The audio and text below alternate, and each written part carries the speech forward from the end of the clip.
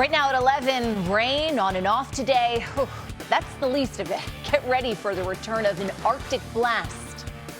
Setting the guidelines, that's where we are. We're taking to Capitol Hill as lawmakers prepare for tomorrow's historic impeachment vote.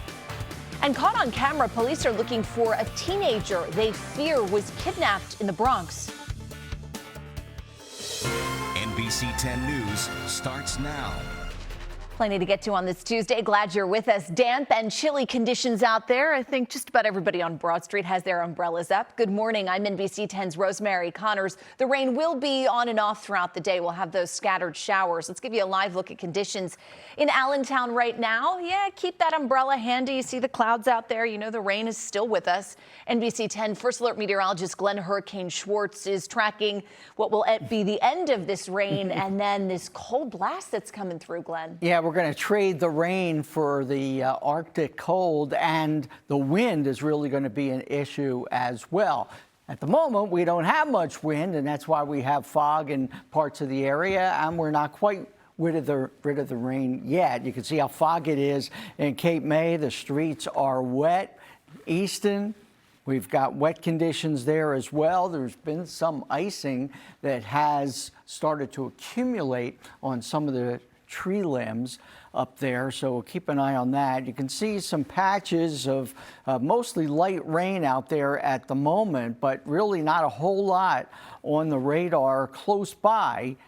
We do have more showers back to the west. Some of this is going to be coming in during the afternoon. So we're not quite done with it yet. And the temperature is still marginal, close to freezing in Coatesville, Blue Bell, Allentown's 33, Trenton 32. So we're just barely above freezing. It's a good thing we got up to 50 degrees on Sunday, or else we would be in pretty bad shape here with a lot of icing. It's still 32 in Coatesville. It's going up only a degree or so in Allentown. If this is the future cast and we go through the afternoon, we find some more showers, not a whole lot more rain on the way. The last place, of course, that it's going to end is at the Jersey Shore. And what it's going to be replaced by? Yeah, Arctic blast. We have feels like temperatures potentially dropping into the single digits by Thursday morning, and high temperatures only in the 20s on Thursday. We'll talk more hour by hour and when we get rid of this rain completely coming up. We'll see you shortly. Thanks, Glenn. Firefighters risked their lives putting out the flames at an energy storage facility in Southwest Philadelphia. Take a look. The fire happened at the Kinder Morgan plant. This is on Passyunk Avenue. It was last night. It started in the piping between the ethanol storage tanks. Fire Commissioner Adam Teal says a team had to go in, get very close to those flames to shut off a valve to prevent chemicals from escaping. Nobody was hurt. Investigators will now be looking into what caused this fire. The company tells us they have some air quality monitoring in place and they haven't found any problems. Of course, we'll keep you posted. Now to a story that's shaken a Philadelphia community. Two children came home from school, two siblings, to find their two mothers dead inside their Cedarbrook home. Investigators say after the kids made the discovery, they ran back to school for help. Police believe this is a case of murder-suicide. Both women died of gunshot wounds. Their children are just 6 and 12 years old. Police tell us the kids are now receiving support services to help them cope with this tragedy. In West Oak Lane, a man is dead following a shooting, and it's unclear if he was the intended target. Police say they found a man shot in the head sitting in the passenger seat of a car near 67th and North Broad Streets around 10:30 last night, about 100 feet away. Investigators also found a dozen shell casings. Police aren't sure if the man was simply caught in the crossfire as a bystander or if the gunfire was intended for him. Imagine this. You're an employee at a Dunkin' Donuts. You're working at night. Not one, not two, but 4 armed robbers come in there, try to rob the place. This surveillance video shows the employees struggling with one of the robbers. They were in the back room of the store on Wayne Avenue Saturday night. The worker was able to finally escape, ran outside. The robbers ended up getting away with about $100 before they took off themselves. Nobody was hurt.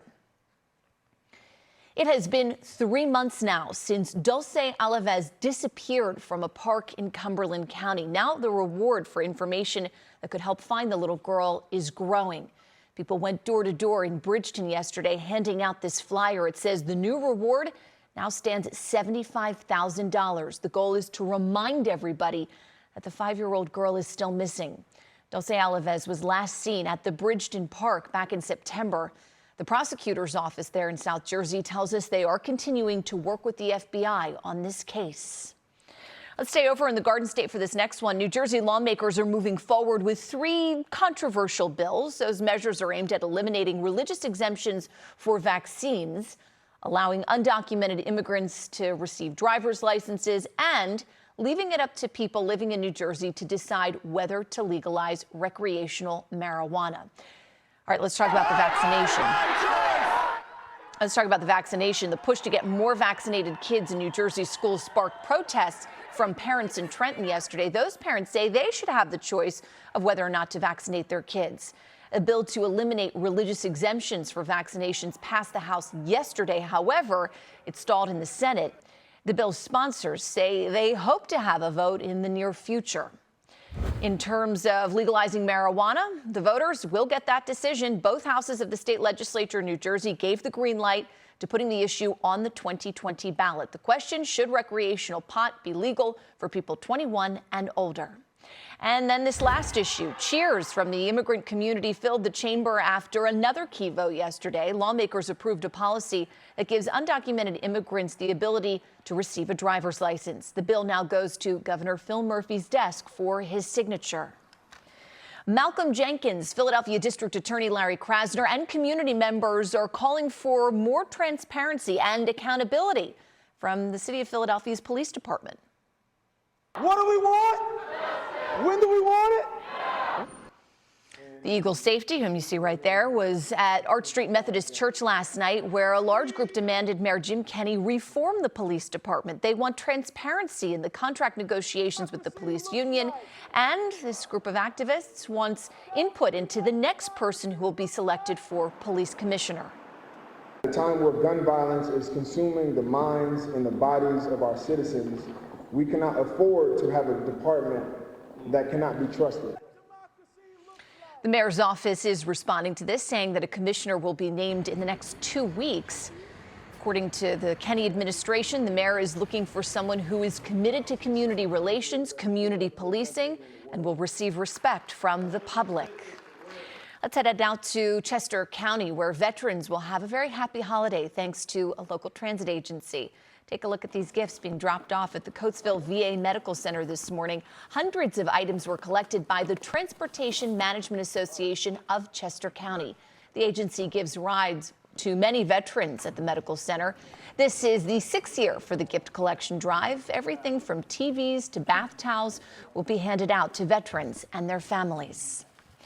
Coming up, setting the ground rules. We'll tell you what's happening right now on Capitol Hill ahead of tomorrow's historic impeachment vote. Plus, destruction in the South, powerful storms and possibly even tornadoes have left a trail of damage and death behind. We'll talk about it. Yeah, a lot of those tornadoes were confirmed, and well, we're dealing with a chilly rain on and off today, and then get ready for a dramatic drop in temperatures. Let you know just how cold it's going to feel coming up. I'm Anya Lachelle. Today on Philly Live, Eagles fans, we've got a big game this Sunday, and I know you want to look your best. I'm showing you how to put a new twist on your game day gear. That's ahead on Philly Live at 11:45.